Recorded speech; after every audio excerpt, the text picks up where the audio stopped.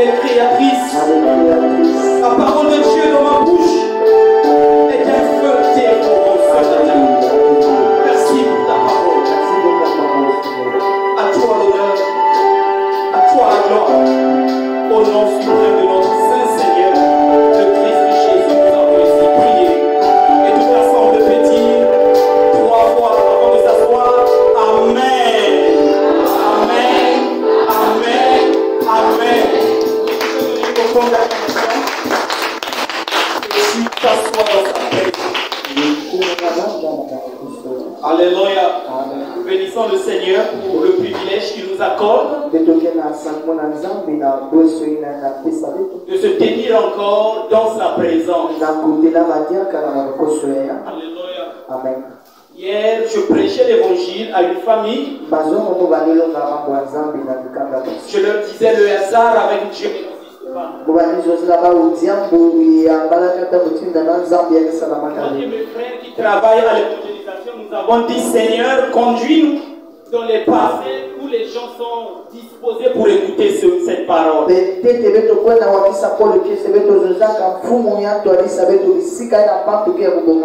Alléluia.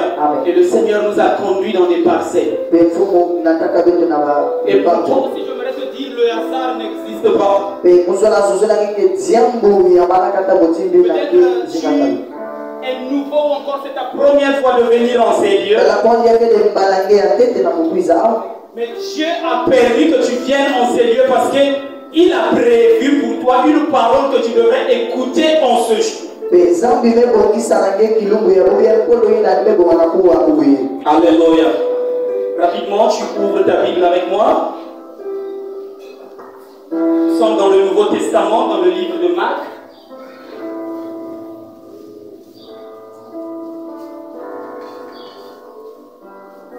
Marc chapitre 5. Marc chapitre 5. Parce que j'ai entendu, c'est comme quelqu'un a répété 7.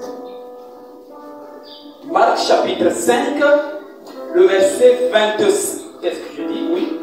Marc chapitre 5, le verset 21 à 34. Nous allons lire une histoire. Certainement, tu as déjà entendu prêcher sur cette histoire. C'est toujours important d'entendre les mêmes choses avec une grâce différente et dans un élan d'esprit aussi différent. Alléluia. Amen. Je voudrais que tu sois avec moi. Amen. Amen. Amen. Je suis vivant, j'aimerais que toi aussi tu sois vivant comme moi. Amen. Amen. Amen. Amen. Que Dieu te bénisse. Je dis que Dieu te bénisse. Alléluia. Amen. Vous savez, il y a des gens qui te maudissent. Et moi, quand je dis Dieu te bénisse, il faut recevoir cela. Alléluia. Tu ne le vois pas, mais ils sont là pour dire des mauvaises choses contre ta vie. Alléluia. Amen. Que Dieu te bénisse.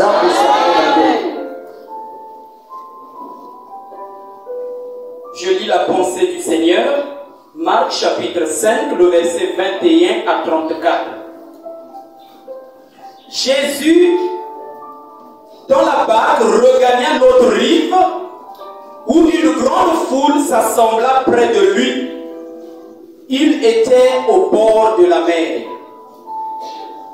Alors vint un des chefs de la synagogue, nommé Jairus, qui, l'ayant aperçu, se jeta à ses pieds et lui adressa cette instante prière. Ma petite fille est à l'extrémité. Viens, impose-lui les mains afin qu'elle soit sauvée et qu'elle vive. Jésus s'en alla avec lui et une grande foule le suivait et le pressait. Or, il y avait une femme atteinte d'une perte de sang depuis 12 ans.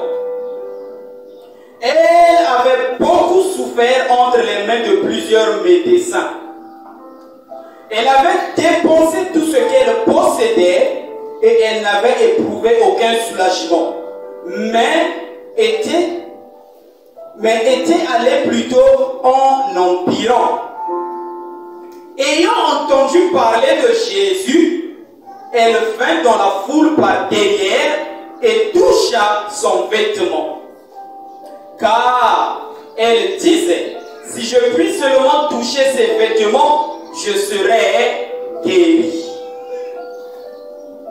Au même instant, la perte de sang s'arrêta et elle sentit dans son corps qu'elle était guérie de son mal. Jésus connut aussitôt en lui-même qu'une force était sortie de lui et se retournant au milieu de la foule, il dit, qui a touché mes vêtements? Ses disciples lui dirent, tu ne vois la foule qui te presse et tu dis, qui m'a touché? Et il regarda autour de lui pour voir celle qui avait fait cela. La femme effrayée et tremblante, sachant ce qui s'était passé en elle, vint se jeter à ses pieds et lui dit toute la vérité. Mais Jésus lui dit, ma fille, ta foi t'a sauvée. Va en paix et sois guérie de ton mal. Amen. Amen. Amen. Amen. Alléluia.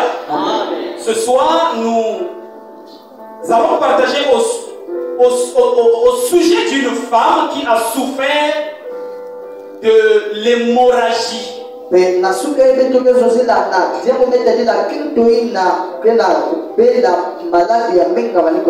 cette femme a été guérie pour avoir touché le vêtement du Seigneur. Le thème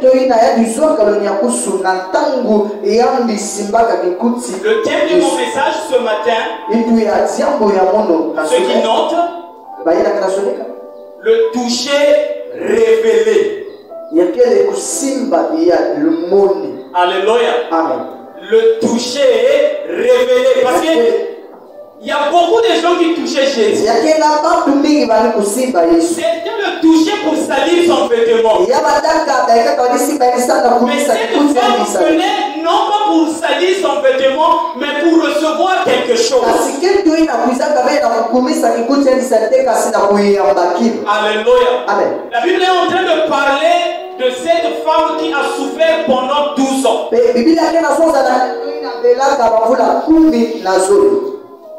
Cette femme, la Bible dit Jésus partait parce qu'il y a un monsieur qui était un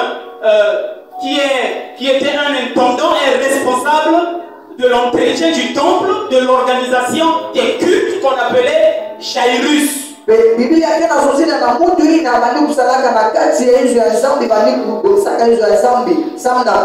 temple est venu solliciter de l'aide à Jésus parce que sa fille était au bord de la mort.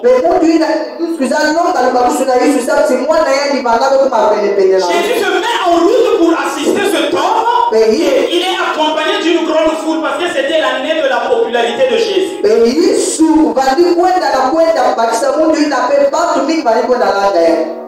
Et au milieu de la foule, c'est que les gens sont en train de le toucher. Et Jésus qui fait le miracle, et il touche.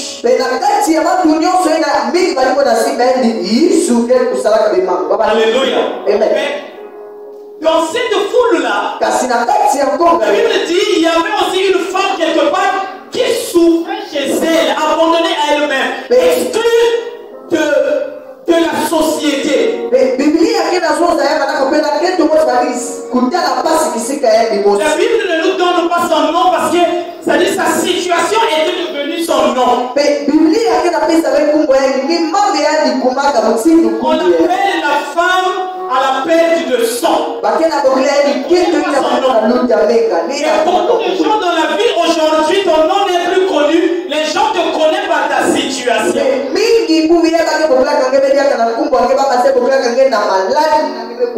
Les gens connaissent que toi tu souffres toujours. Tu es toujours malade. On t'a donné le nom de Koufoualobi. riche.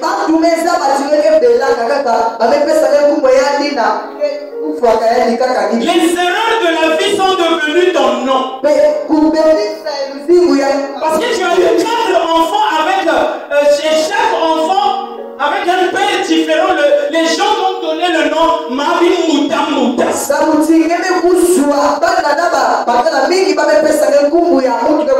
Les gens ne connaissent plus ton vrai nom, mais ta situation est devenue ton nom. Alléluia. Amen. Et cette femme se trouvait dans cette situation. Et la Bible dit au sujet de cette femme, c'est que c'était une femme, quand la femme, selon la loi, parce que Jésus a vécu au temps de la loi. Jésus n'a pas venu abolir la loi. Donc selon la loi, cette femme devait être isolée quelque part. Et à cause de son état, tout ce que cette femme touchait devenait impur.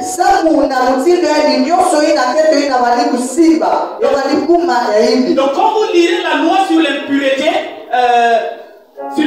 Lévitique 15, Lévitique 15 a commencé verset 19, si j'ai pas mémoire. La Bible dit ceci: si cette femme il touche le temple, il a souillé le temple, on devait la tuer. Cette femme, si elle touchait un sacrificateur, on devait la tuer. Malgré cela, j'aimerais te dire ce matin, il y a certaines choses pour les réussir dans la vie. Il faut violer les interdits. Si on ne peut pas changer la loi, mais on peut changer les règles. Alléluia. Cette femme s'est voilée parce que les gens la connaissaient. Et les gens ne savaient plus que c'est elle qui souffre de la perte de sang. Elle commençait à s'incliner au milieu de la foule. Quand nous lisons cette histoire avec Luc, il est en train de dire qu'elle avait touché le bord du vêtement. Donc, ce qui veut dire qu'elle était au point même de tomber. Mais elle a dit, même si je tombe, mais je ne manquerai pas le toucher. Donc dans son état, il a touché. Et la Bible dit un miracle. Vous savez, Jésus a réalisé qu'une force est sortie de lui. Vous savez, quand vous lisez votre Bible, la Bible dit dans Actes chapitre 10, le verset 38, Dieu a oint de l'esprit et de force Jésus-Christ de Nazareth.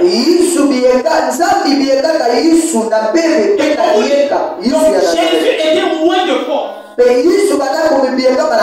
la Bible dit il y a des fois quand Jésus prêchait, il y a une force qui le dégageait, qui guérissait les malades. Mais ici, ce n'est pas Jésus qui libère la force, mais c'est une femme qui retire la force qui est en Jésus, indépendamment de la volonté de Jésus. Quelqu'un m'a touché. Ils ont dit tout le monde est en train de te toucher. Jésus dit mais vous ne comprenez pas. C'est à volonté que je libère ma force, mais là quelqu'un est venu comme soutirer indépendamment de moi. Quelqu'un est venu me payer quelque chose.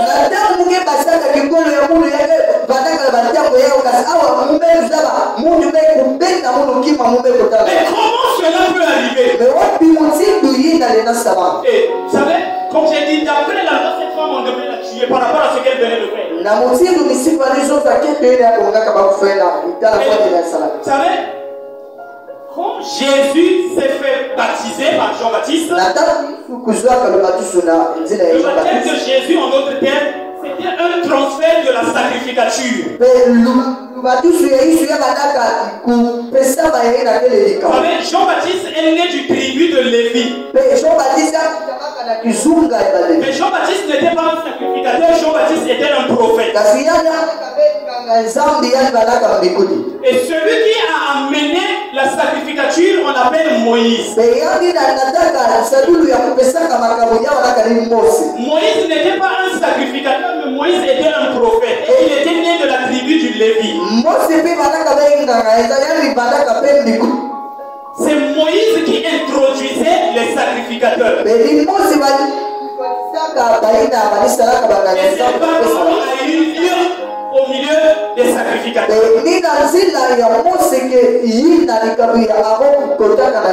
Jean-Baptiste, quand il a voulu baptiser Jean-Baptiste a résisté, mais Jésus a dit, laissons accomplir ce qui est juste. Ce qui est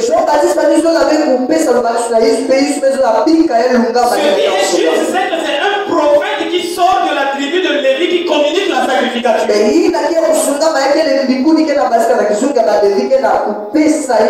Donc quand Jésus se fait baptiser, il devient sacrificateur. Et depuis que le jour que Jésus avait reçu le baptême, il y avait un temple. Vous les sacrificateurs partaient faire le service. Et dans le temple, il y avait un endroit qu'on appelait le lieu très saint. Et cet endroit avait la lumière qui brillait de façon continue. Depuis le jour du baptême de Jésus, cette lumière s'était éteinte. Pour que les Juifs eux-mêmes ne comprenaient plus, la sacrificature n'est plus dans un temple, mais habite dans une personne. Et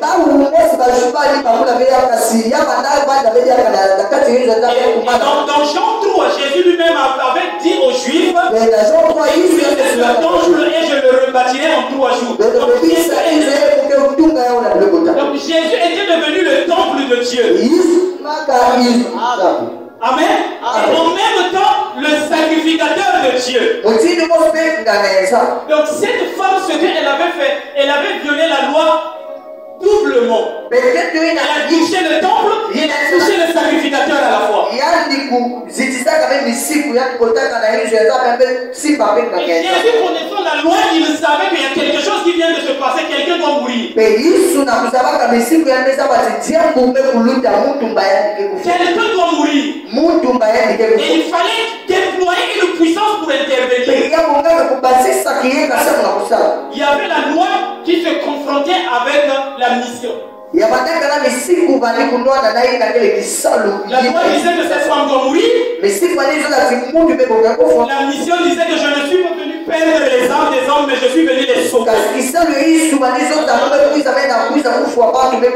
Alors il fallait intervenir. Alors il fallait concilier la loi et la grâce ou encore la mission. On est allé chercher une parole qui est dans la loi, mais qui élève la grâce, qui dit je prends plaisir à la miséricorde.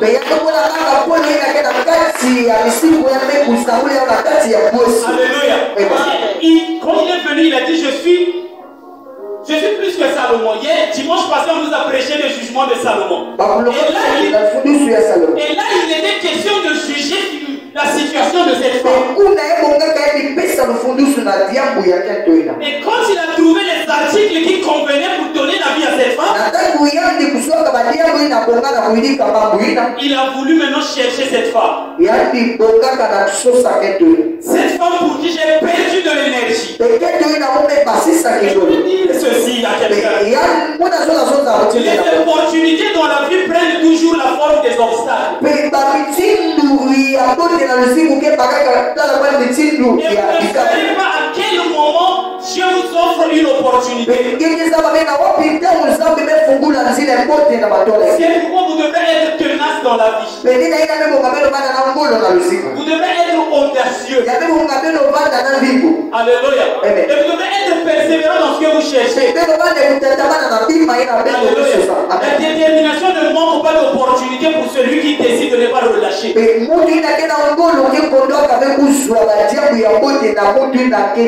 Cette femme a dit, c'est maintenant ou jamais. Alléluia. Amen. Vous savez, la Bible dit cette femme a perdu toute sa richesse. Elle ne pouvait pas trouver sa solution. Le sang coulait en elle. Jour après jour, semaine après semaine. Des semaines deviennent des mois. Des mois deviennent des années. Il n'y a pas de changement. Alléluia. Vous savez, le sang, c'est l'image de la vie. La Bible dit la vie est dans le sang. Et le vrai vous habite dans le sang. Et le vrai vous, c'est votre âme. L'âme habite dans le sang. Alléluia. Donc tout le temps qu'elle perdait le sang, c'est comme si c'est sa vie qu'elle était en train de perdre. Alléluia. Amen. Et aujourd'hui, quelqu'un qui vous donne son sang, en fait, en réalité, il vous donne une partie de sa vie.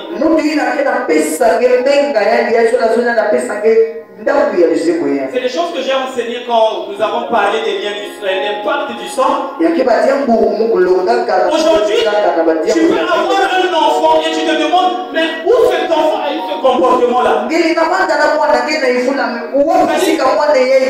te retrouves devant une fille. Et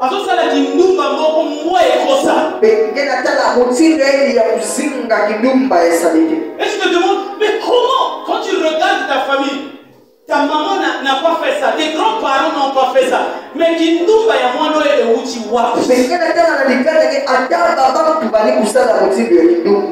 Essaie de revoir, est-ce qu'un jour on lui a transfusé le sang d'une personne et regardez la vie de cette personne? Il y a des comportements qui se trouvent dans le sang ou encore dans les gènes d'une personne. Et tu ne peux pas comprendre, tu ne peux ne pas comprendre cela, mais ça va fonctionner. Les patriarches l'ont connu, Abraham a connu cela. Il est invoqué Dieu, il avait une bonne relation avec Dieu, mais il était soumis à un lien de sang qu'on appelle le mensonge.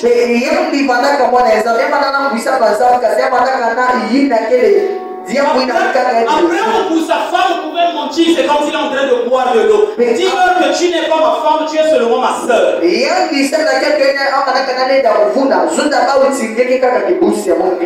Son fils Isaac, dans les mêmes circonstances, son fils aussi va mentir.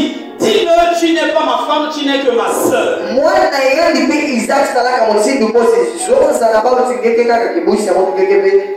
Et ce lien-là se communique même à leur femme.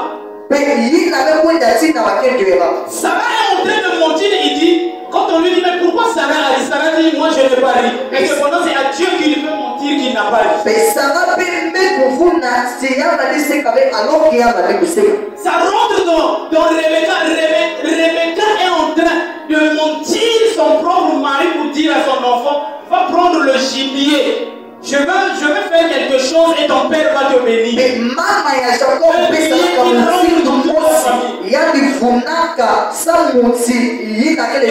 lien de sang peut travailler de façon inverse.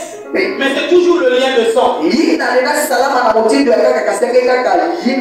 C'est-à-dire, si toi, tu te dis que je suis chrétien, je ne mentirai plus. Mais si ce lien n'est pas brisé, tu te retrouveras avec quelqu'un qui va te mentir. Ça agit de façon inverse parce que ce n'est pas brisé, mais c'est étouffé en toi.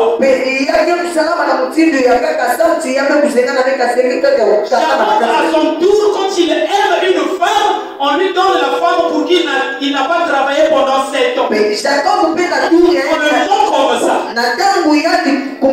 Donc le lien agit de façon inverse chez lui. C'est toujours le lien qui agit.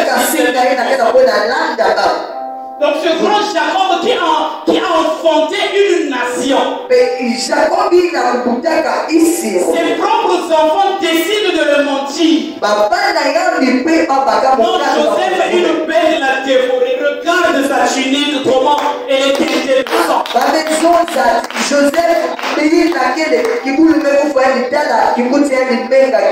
Alléluia. Donc si ce lien-là, ça va perpétrer dans toute la lignée si elle n'est pas coupée. Alléluia. Et je ne sais pas dans quel domaine toi tu es en train de faire couler ton sang. C'est dans quel domaine tu es en train d'être oppressé. J'appelle cette femme une forme de révélation. Alléluia. Amen. Cette femme n'a pas touché le vêtement de Jésus comme tout le monde. Elle avait la révélation. Quand il s'approchait les autres s'approchaient de Jésus, mais lui ne s'approchait pas de Jésus. Lui s'approchait de Christ.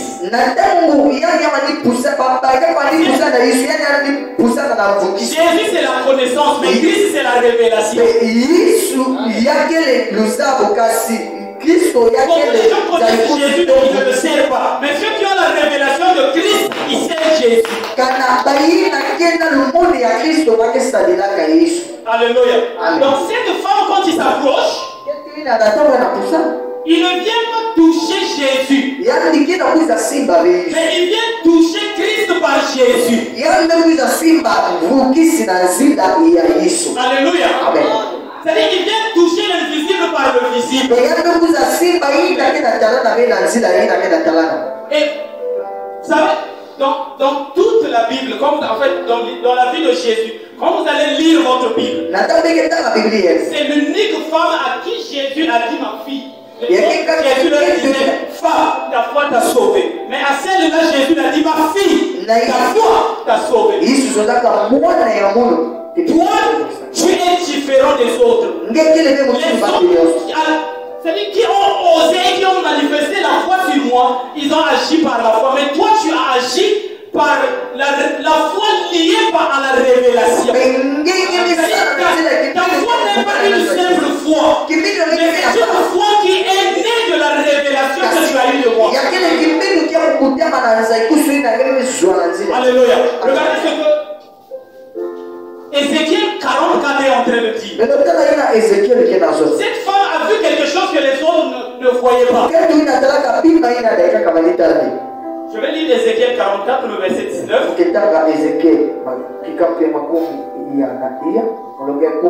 Jésus avait fait quelque chose étant sacrificateur qui lui était interdit de faire. Je ne disais pas qu'il avait fait une erreur, il savait ce qu'il faisait. Mais selon la loi, il ne devrait pas le faire.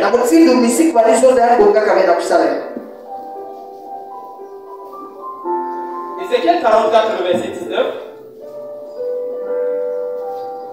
Lorsqu'ils sortiront, on parle des sacrificateurs. Donc, il l'a émis pour sacrificateur. Lorsqu'ils sortiront pour aller dans le parvis extérieur vers le peuple, ils ôteront les vêtements avec lesquels ils font le service et les déposeront dans les chambres du sanctuaire et ils en mettront d'autres. Écoutez, suivez. Afin, quelqu'un avec moi? Afin de ne pas sanctifier le peuple par leurs vêtements. Alléluia. Amen. Donc, cette femme, non pas seulement elle avait la foi d'être guérie, mais elle avait la révélation que Jésus n'avait pas enlevé les vêtements du sacrificateur. Il se baladait avec ces vêtements-là.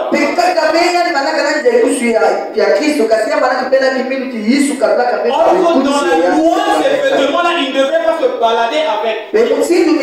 Quand vous finissez de faire le service, il venait de faire le service de guérir le fou de Gadara, il devait trouver un endroit pour enlever ses vêtements. Jésus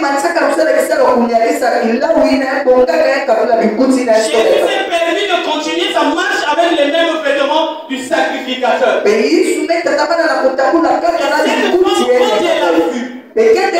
loi dit si je touche les vêtements du sacrificateur, c'est que la loi dit moi je serai sanctifié par ces vêtements. Et c'est ce que cette femme a dit quand elle a touché. elle a eu une purification. Elle a eu, c'est-à-dire, il y a eu un transfert de la vie de Jésus dans sa vie. Et c'est ça qui a fait que Jésus comprenne. Il y a une fille du royaume qui a reconnu les choses du royaume. Alléluia. Jésus l'a appelée ma fille. Parce que si vous êtes citoyen, vous savez, les enfants de Dieu, Dieu les appelle des enfants. Maintenant, quand vous grandissez, quand vous comprenez les choses du royaume, on ne vous appellera plus enfant, on vous appellera soit fils ou fille. Alléluia. Amen. Et ici, Jésus a remarqué c'est une fille. Et quand elle a regardé, elle a dit ma fille, ta foi t'a sauvé. Alléluia. Et j'aimerais te dire, certainement, on t'a déjà prêché sur le toucher du vêtement de Jésus. Je ne sais pas sur ma tête quand tu entends ce message, tu as une révélation sur ta vie. La première des choses, cette femme a dit, si, que Dieu te bénisse ma soeur. La Bible dit cette femme a parlé d'abord sur elle-même. Si je veux toucher. Le miracle commence par la déclaration. Elle n'a pas prié, elle a déclaré. C'est prier. La prière et les déclarations sont deux choses différentes.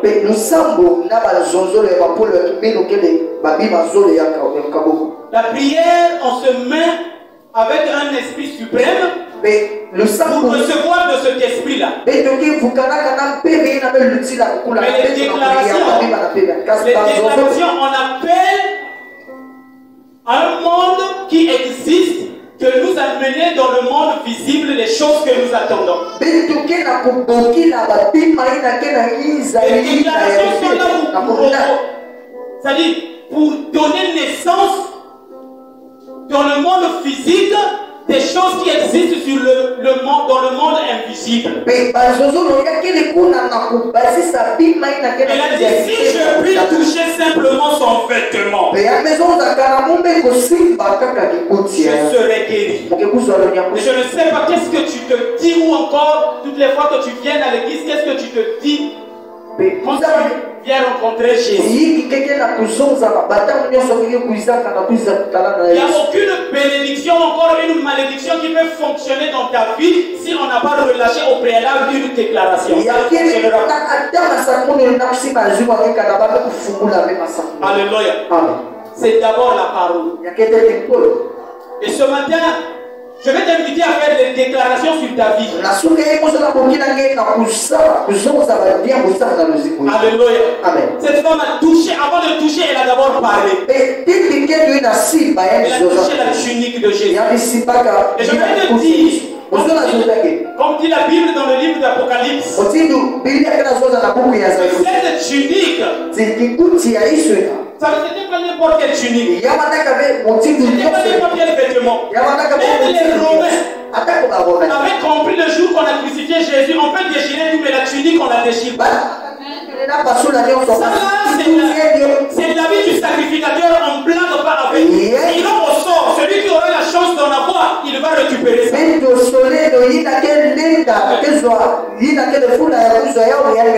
Alléluia. On peut déchirer tout vêtement, mais le vêtement du sacrificateur, ça on ne déchire pas. Ça peut revenir. Et je vais te dire ce matin, cette tunique, Jésus l'a laissée à l'église. La Bible dit dans le livre Apocalypse 19, il lui a été donné les vêtements de fin lait. Ces vêtements ont été laissés à l'église. La tunique de miracle a été donnée à l'église. La tunique de la délivrance, Jésus l'a laissée à l'église. La tunique de la bénédiction, Jésus l'a laissée à l'église. Tu as tout intérêt de croire que ta vie ne s'arrêtera pas comme ça. C'est pourquoi tu as les raisons de croire que tu es un candidat au changement, au relèvement, à la bénédiction de Dieu.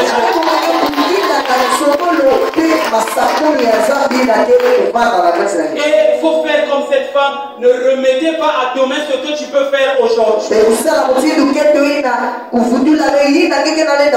matin, j'aimerais que tu dises comme cette femme, aujourd'hui, c'est aujourd'hui. Léo. Alléluia. C'est pas demain, mais c'est aujourd'hui. Alléluia. Si ça ne marchait pas, mais aujourd'hui, Akuna Matata. C'est aujourd'hui, je dois sortir ici sans souci. Alléluia. Parce que, comme nous avons chanté, que notre Dieu est grand.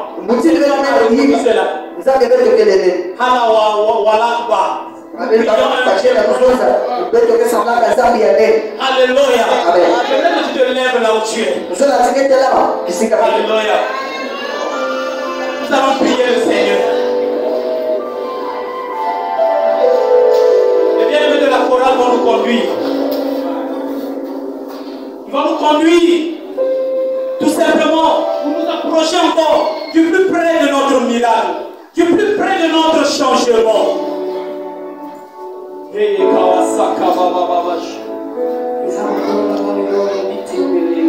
La Bible dit Christ est le consommateur de notre foi. Si Jésus pouvait se nourrir des maniocs, mais Christ se nourrit de ta foi. Donne-lui ta foi, il va se nourrir de ta foi. Il se nourrit de la gloire. Donne-lui gloire et il va te donner ce que ton cœur désire ce matin.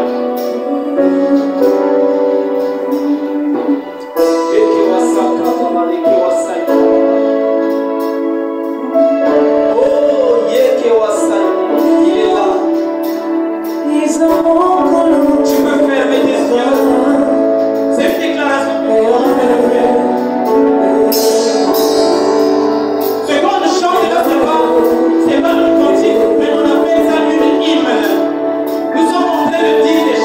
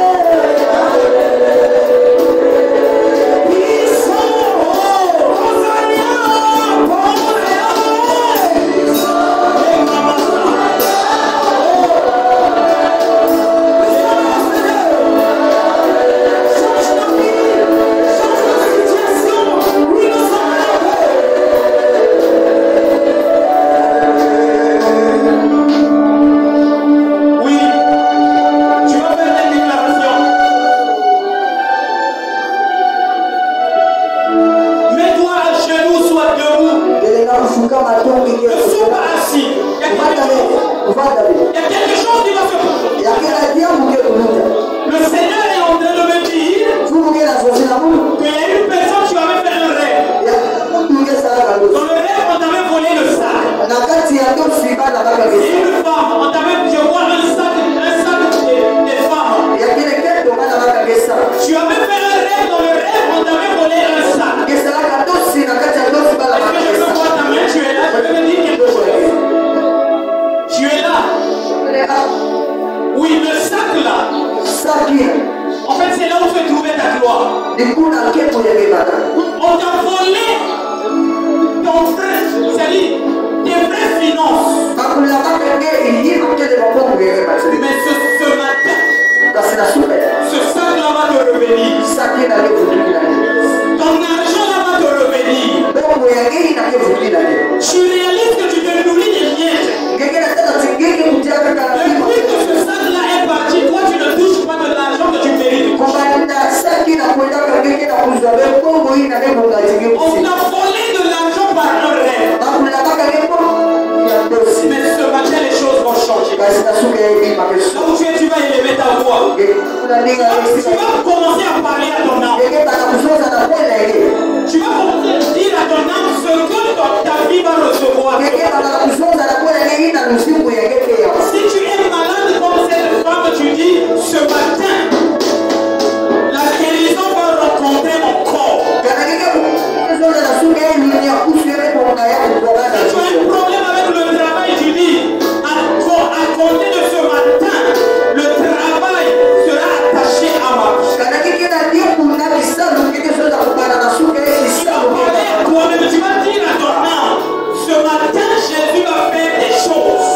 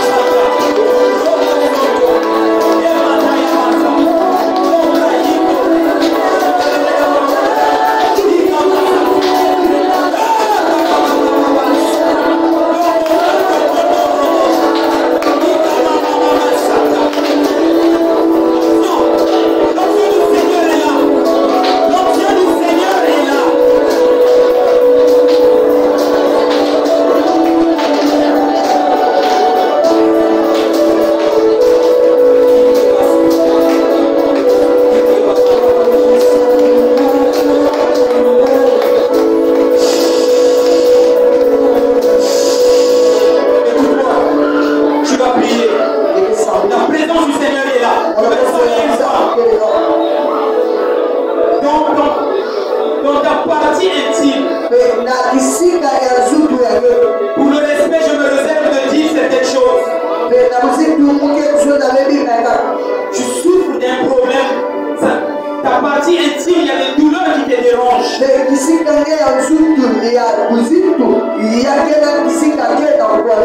Ne rate pas ce matin.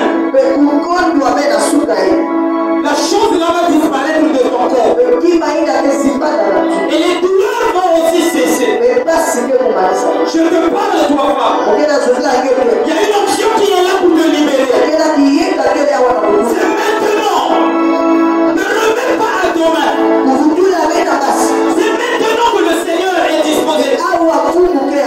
Je parle de toi, femme. Et il y a une catégorie de personnes que le Seigneur veut libérer ce matin. Vous souffrez de problèmes de pied. Je vois une vision où on me montre des pieds des gens. Peut-être qu'il y a des douleurs au niveau des pieds.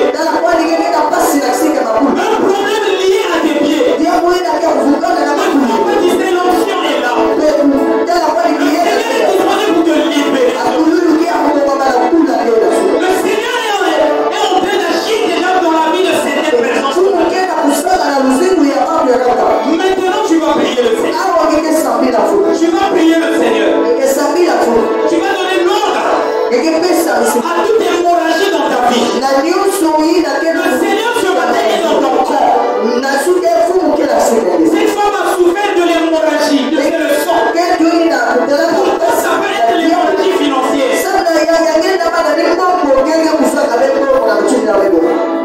L'hémorragie, je sais dans quel domaine. Peut-être c'est la maladie qui entraîne l'hémorragie dans ta vie. Toutefois que tu as l'argent, c'est qu'un problème doit venir pour récupérer toute cette argent.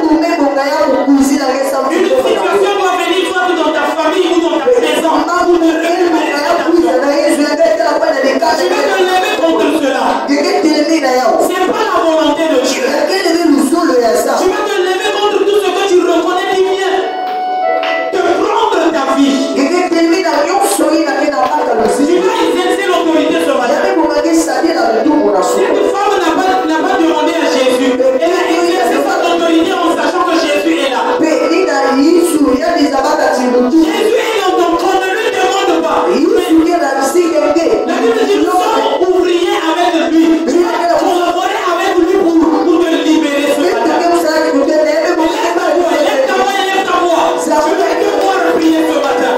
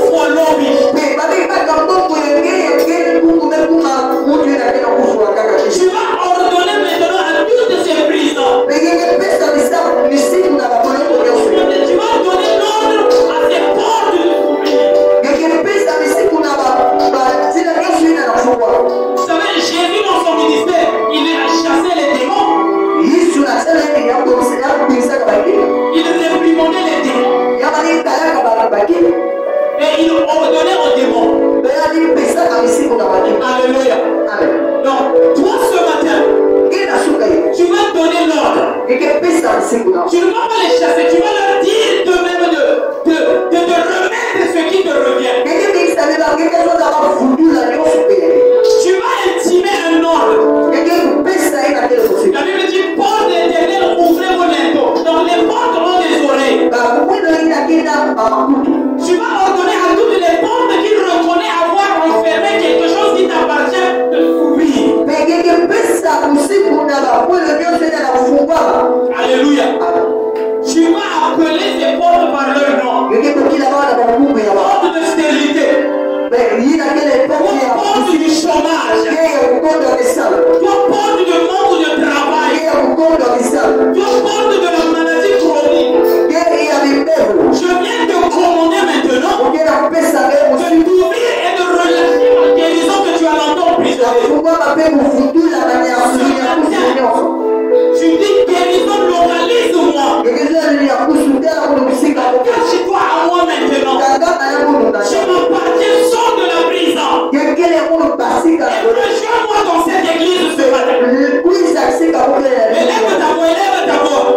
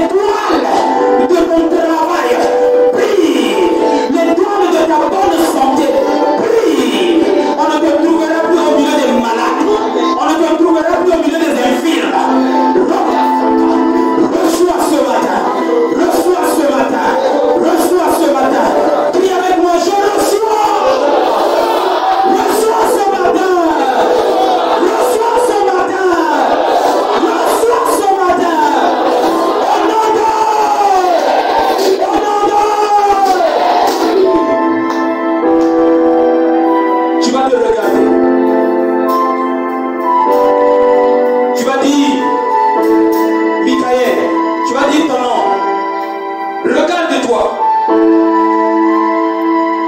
Je peux aller le faire même devant ton miroir. Tu vas dire, à compter de ce matin, Michael, tu es béni. Regarde-toi ce matin et dis à toi-même, Michael, tu es béni. À compter de ce matin, Michael, les choses ne seront plus les mêmes. Si tu as commencé dans la douleur, cette année, c'est que tu continueras la suite dans la gloire. Parce que tu es béni. Parce que tu es béni. L'étoile de ta vie brille. Ton étoile deviendra visible à toute personne qui sont liées à ta bénédiction. Ton étoile comme l'étoile de Jésus. Les gens qui t'auront quelle que soit la distance, ils te chercheront. Ils te chercheront. À cause de ton étoile qui leur donne la référence. Ce matin, quelque chose de spécial vient d'avoir lieu dans ma vie, Michael. Quelque chose de précieux vient d'avoir lieu dans ta vie, Michael. Maintenant que les portes de toute personne qui rentre pour venir détruire ta vie, que ces portes soient fermées. Toute personne qui vient pour te troubler, pour te voler ce que Dieu t'a donné, je commande que toutes ces portes soient fermées dans ta vie. Au nom de Jésus.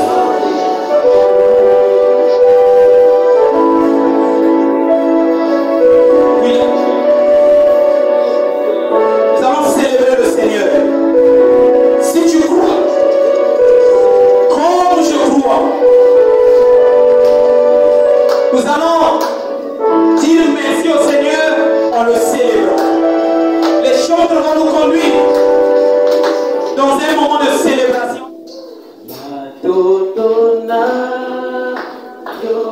Nous allons simplement dire merci Seigneur. Ce matin, tu nous as fait du bien. Tu nous as bénis.